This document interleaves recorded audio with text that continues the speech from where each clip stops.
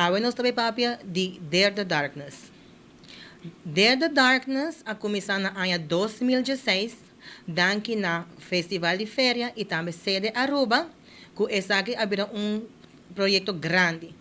Dare the Darkness é projeto culiminário, onde cada pessoa lo experiencia como momento de escuridão. Dentro do restaurante, não mag de hiba nada com o telefone, nada com o glow in the dark of brilha. Para Kiko, para ter respeito no cliente não para a experiência única aqui.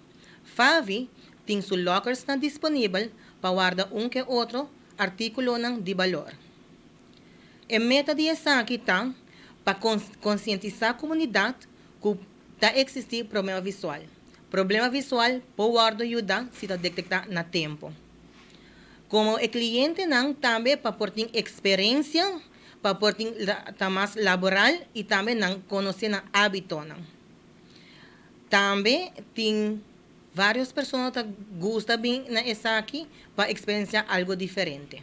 Como participar no evento de Dare the Darkness, nós está organizando, Fábio organizar o ano aqui 27 para 30 de setembro, anto 12 nanta privado e 12 nanta para público, 29 com 30 para público, pero já está sold out. Prometo que o evento toma lugar, desde que nós anunciamos, já está sold out, acaba.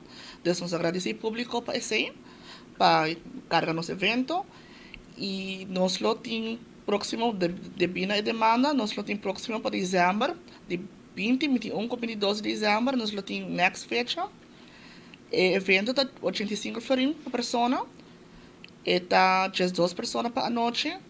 Para esse não que está interessado, pode fazer grupo, nós fazemos grupo privado, ou especial, para quem não está interessado, pode chamar Favi, visa adelantar para nós poder fazer a noite possível. E lota 4 course menu, e comida lota surprise, desse lota para pessoa não que não está alérgica para um tipo de comida por domingo.